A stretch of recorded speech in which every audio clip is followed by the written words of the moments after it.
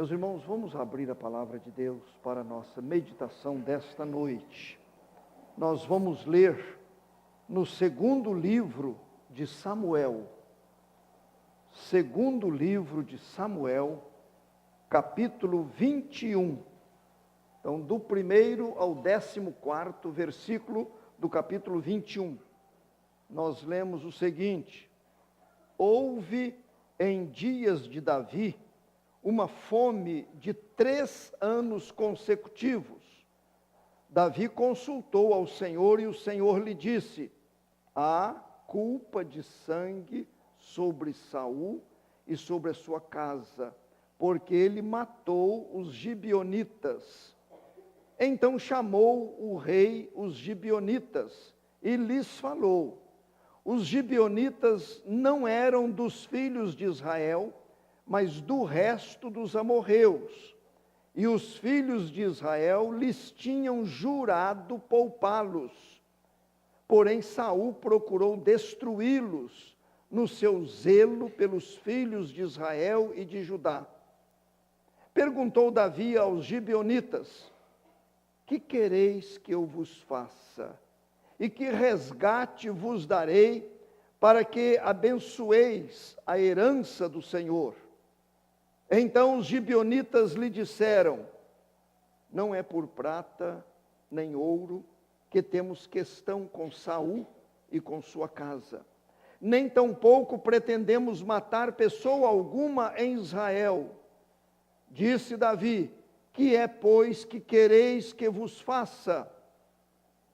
Responderam ao rei: quanto ao homem que nos destruiu e procurou que fôssemos assolados, sem que pudéssemos subsistir em limite algum de Israel, de seus filhos, se nos deem 7 homens, para que os enforquemos ao Senhor, em Gibeá de Saul, o eleito do Senhor. Disse o rei: eu os darei. Porém, o rei poupou a Mefibosete, filho de Jonatas, filho de Saul, por causa do juramento ao Senhor que entre eles houvera, entre Davi e Jonatas, filho de Saul. Porém tomou o rei os 2 filhos de Rispa, filha de Aiá, que tinha tido de Saul, a saber, a Armoni e a Mefibosete, como também os 5 filhos de Merabe, filha de Saul, que tivera de Adriel, filho de Barzilai, Meolatita, e os entregou nas mãos dos gibeonitas, os quais os enforcaram no monte perante o Senhor. Caíram os 7 juntamente, foram mortos nos dias da ceifa, nos primeiros dias, no princípio da ceifa da cevada. Então Rispa, filha de Aiá, tomou um pano de saco e o estendeu para si sobre uma penha, desde o princípio da ceifa até que sobre eles caiu água do céu, e não deixou que as aves do céu se aproximassem deles de dia, nem os animais do campo de noite. Foi dito a Davi o que fizera Rispa, filha de Aiá e concubina de Saul.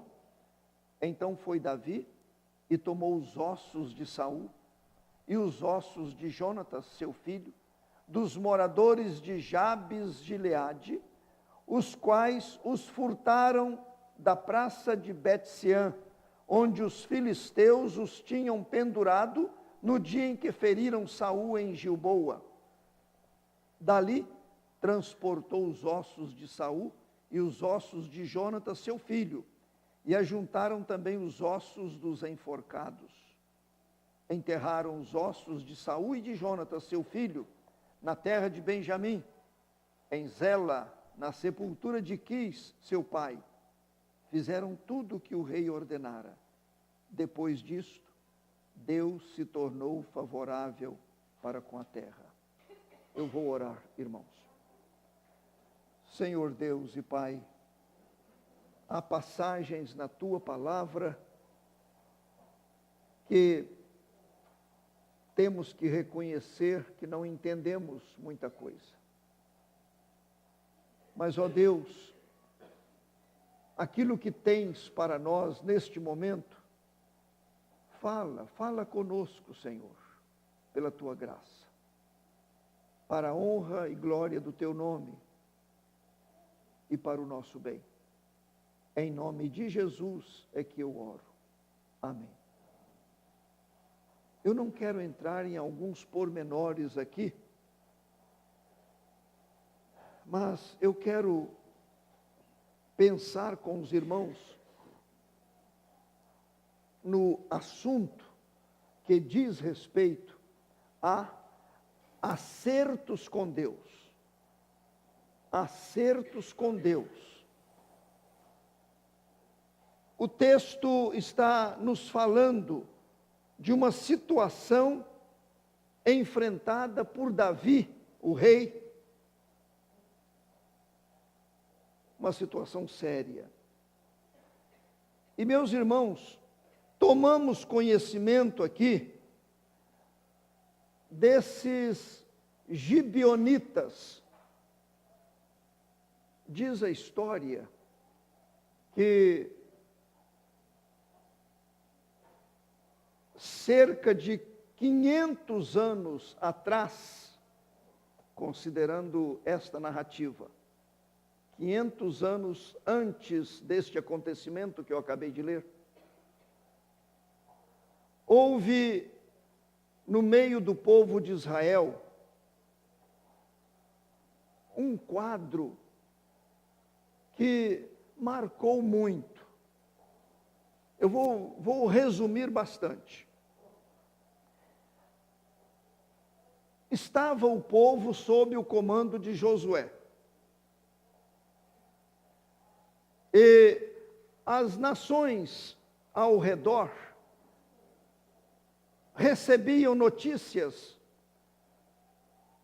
de tudo que Deus vinha fazendo através de Israel. Então houve medo. E com razão.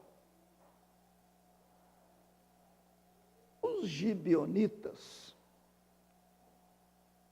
eles, para escaparem, eles vestiram uns panos de saco rotos, sandálias bem estragadas, puseram pães bolorentos nos seus bornais e foram até Israel. Como se estivessem viajando há muitos anos. Os irmãos devem se lembrar dessa história que nós temos aqui. E lá eles mentiram, que vieram de longe, mostraram os pães. Quando nós saímos de casa, eles estavam quentinhos. Olha como é que eles estão agora. Tudo para comover o povo de Israel. Me toca muito o coração, porque diz a Bíblia que o povo de Israel não consultou o Senhor. Foi acreditando naqueles gibeonitas. Então, prometeram que eles não seriam exterminados, que eles não morreriam. Então, os gibeonitas passaram a ficar com o povo de Israel. Mas não demorou muito, Israel tomou conhecimento da mentira. Ficaram furiosos. Mas disseram, não podemos quebrar a nossa promessa. Não podemos. A vontade era estrangular mesmo aqueles gibeonitas. Mas nós não podemos porque nós prometemos. Olha o valor que tinha um compromisso diante do Senhor Deus. E declararam então, os gibeonitas, eles vão ser os nossos puxadores de água, eles vão trabalhar para nós, mas não vão morrer. A promessa foi esta, e eles cumpriram a promessa. Mais tarde, com o primeiro rei de Israel, Saul,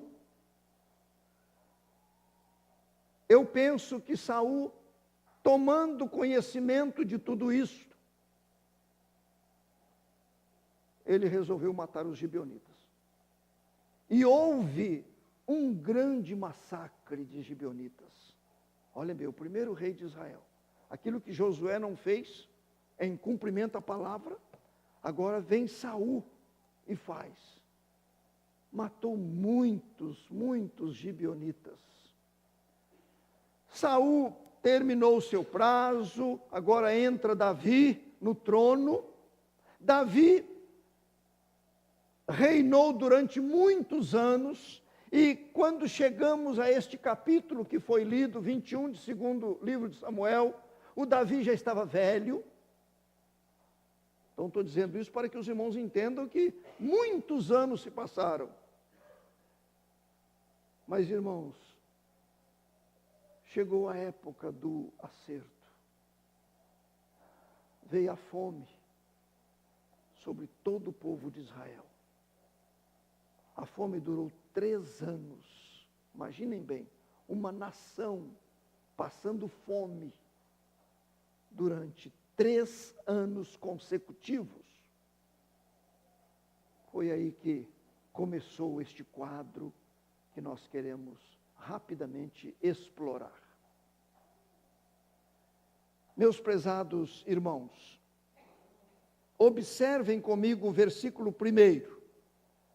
Houve em dias de Davi uma fome de 3 anos consecutivos. 3 anos consecutivos.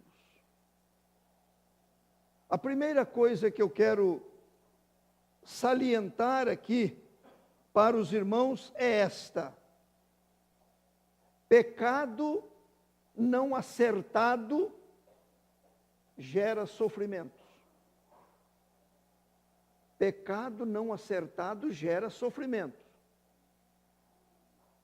Muita gente sofreu.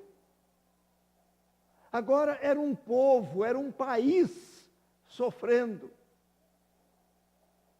por falta de acerto, num passado bem distante. E nós já meditamos nesta passagem, mas eu quero que os irmãos sintam esta dura realidade. Quando não há acerto, não há esquecimento de Deus. Eu não sei por que ele demora tanto. Demora é linguagem nossa. Deus não demora nada. Mas no nosso conceito, nós chegamos a dizer isto. Por que tantos anos se passaram? Saul reinou 40 anos. Davi reinou 40 anos, já estava caminhando para o final do seu período no trono.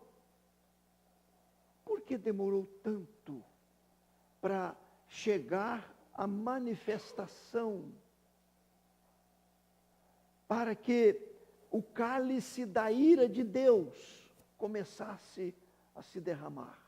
Eu não sei, e penso que eu não saberei nunca aqui neste mundo, mas o fato é que acontece. O tempo de Deus é diferente do nosso tempo. A época de Deus é diferente da nossa época. Nós vamos encontrando na Bíblia, meus irmãos, muitos quadros semelhantes de pecado de uma pessoa e muitos receberem as consequências. Encontramos isto hoje. Encontramos isto na nossa sociedade e nas nossas famílias e na nossa igreja. Hoje de manhã o Carlos pregou sobre aquele salmo em que o Davi mostrou o seu arrependimento, buscou o perdão do Senhor com aquele pecado que ele cometeu, ou pecados. Davi tinha experiência disso. Davi sabia muito bem que pecado não acertado gera sérios sofrimentos. Eu preciso trazer isto para a minha vida continuamente. Cada irmão, cada pessoa precisa fazer isto.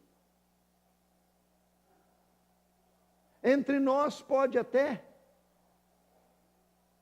haver esquecimento, mas no coração de Deus não há. Enquanto não acontece o acerto, fica a pendência. Mas a segunda coisa, meus irmãos, que está ainda neste primeiro versículo, eu vou ler todo ele. Houve em dias de Davi uma fome de 3 anos consecutivos. Davi consultou ao Senhor e o Senhor lhe disse: há culpa de sangue sobre Saul e sobre a sua casa, porque ele matou os gibeonitas. O que ressalta aqui é este registro: Davi consultou ao Senhor. Ele consultou ao Senhor. Eu penso que houve até uma demora, porque se 3 anos de fome, por que não consultou logo no início? Por que 6 meses? Por que 1 ano? Por que 1 ano e meio? 2, 2 e meio, 3? Enquanto isso, tragédias e mais tragédias, famílias perdendo queridos, a fome prejudicando todo o país. Mas chegou o momento dele consultar, quem sabe reuniu os líderes da nação, quem sabe conversaram muito, tentando descobrir as razões pelas quais a fome estava tão acentuada. Eu não sei se eu estou errando, mas aí eu diria: por que deixou Deus por último? Não está dizendo que ele deixou por último, não, é eu que estou deduzindo. Por que demorou tanto na consulta ao Senhor? Quantas vezes nós nos demoramos para uma consulta médica, ou outras consultas a um advogado, a um especialista, e nós ouvimos assim: olha, você demorou muito, a situação se agravou. Não é comum isto? Se agravou.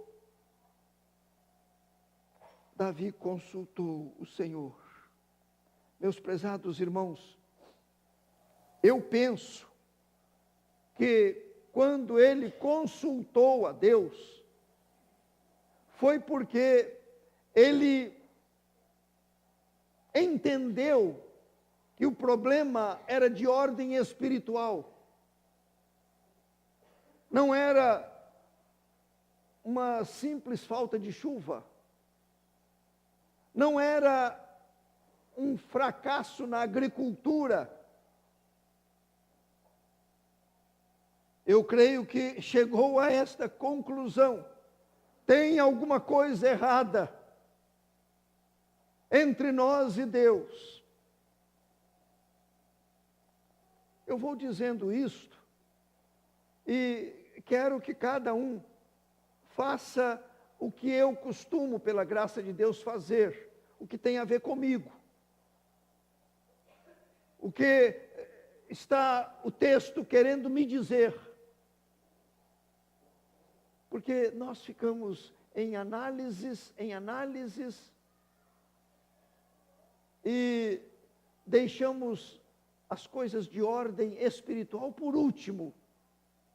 Aí retardamos a solução. Ela demora a chegar. Mas consultou o Senhor Deus. A Bíblia diz assim: invoca-me no dia da angústia. Eu te livrarei e tu me glorificarás. Mas invoca-me, ou seja, consulta-me. Devemos consultar ao Senhor.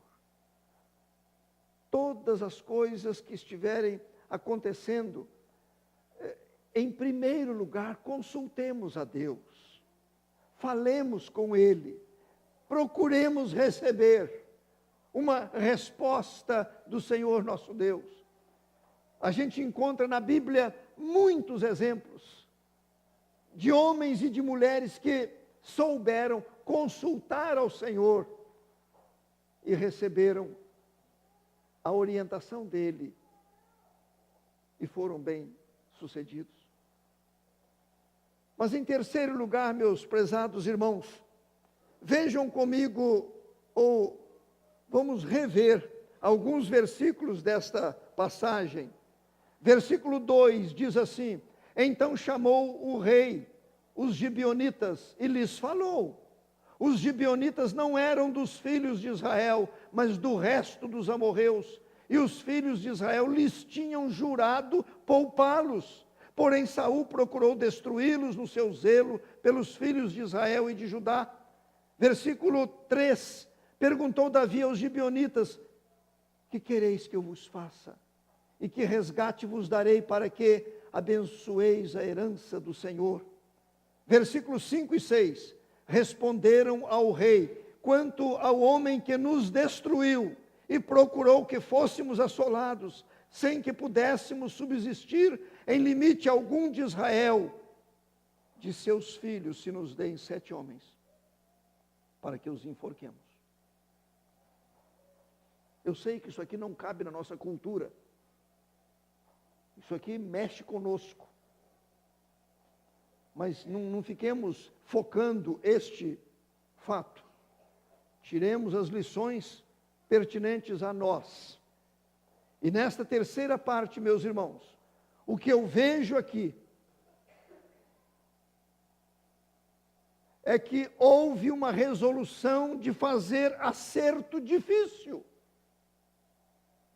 Alguns acertos na nossa vida são difíceis. Tem coisa que a gente não tem tanta dificuldade, mas alguns acertos são difíceis. E esse aqui para mim é muito profundo, muito sério. Imaginem Davi como o líder daquele povo. Agora ele está tendo conhecimento da causa daquela fome. E ele pergunta aos gibeonitas o que precisava ser feito para que eles, israelitas, fossem de novo abençoados.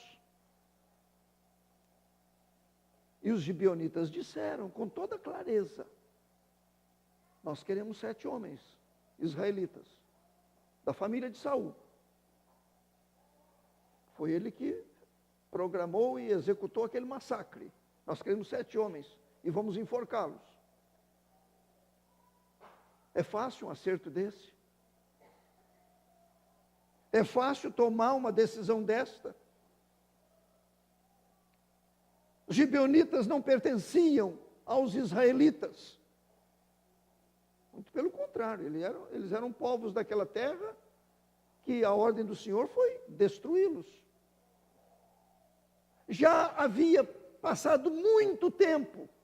Davi podia ter questionado: eu acho que não vou mexer mais com isso. Eu vou pedir a Deus uma outra solução. Não vou mexer com esse povo, o que eles estão exigindo é humilhante. Vai humilhar o povo de Israel. Ele que tratou tão bem a Saul, a Jonatas, seu filho, chorou com a morte daqueles 2. Agora, numa atitude estranha, os irmãos viram que ele mandou até desenterrar os ossos de Saul e de Jonatas para colocar num outro lugar. Num outro lugar. Juntos com aqueles que foram enforcados. Meus prezados irmãos, houve acerto. O erro foi reparado. A situação diante de Deus se normalizou. E eu vou vendo isto, vou pensando, quantas vezes nós tentamos protelar. Vou esperar mais um pouco. Esperar, vai morrer mais gente de fome. Quanto maior a demora, mais grave vai se tornando o problema. O próprio Senhor Jesus Cristo disse: quando trouxermos uma oferta e nos lembrarmos que tem alguém com alguma questão contra nós, deixemos a oferta ali sobre a mesa. E vamos acertar com a pessoa, para depois então entregarmos a oferta. Isso é ensinamento bíblico. Para que Deus receba o dízimo, Deus receba a oferta, aquilo seja uma bênção na causa, na obra do Senhor. Mas já observaram que nós gostamos de deixar as coisas pendentes, querendo fazer alguma barganha com Deus. O Davi acertou. A Bíblia diz que a mão do Senhor não está encolhida, e nem surdo o seu ouvido, mas as nossas iniquidades fazem separação entre nós e ele. A iniquidade daquele povo de Israel estava fazendo separação. Chegou o momento do acerto e Davi precisava fazer esse acerto. Eu termino, meus prezados irmãos, olhando aí o versículo 14. Observem bem. Enterraram os ossos de Saul e de Jonatas, seu filho, na terra de Benjamim, em Zela, na sepultura de Quis, pai de Saul. Fizeram tudo o que o rei ordenara. Leiam para mim as duas palavras seguintes. Só isso, só as duas. Depois disto. Depois disto. O que acontece depois disto? O que acontece depois disto? Disto o quê? Do acerto, da confissão de pecados, do arrependimento. Depois disto, prezados, depois disso, Deus se torna favorável. Depois disto, vem a bênção sobre a terra, sobre o povo, pensando em nós. Depois disto, acontecem mudanças na família. Depois disto, o coração torna-se outro. Depois disto, a vida profissional experimenta vitórias. Depois disto, até a saúde é renovada. Depois disto, gravem isto, depois disto, não antes e nem durante, depois disto, aconteceu. Davi, mais uma vez, comprovou com aquele seu povo, somente em havendo acerto, é que as coisas mudam. Não nos iludamos, é só depois disto. Não esperemos antes, é só depois disto que vem, que Deus se torna favorável, que a mão dele se estende e as coisas tomam outro sentido. Depois disto, quem sabe o depois disto vai acontecer hoje? Quem sabe?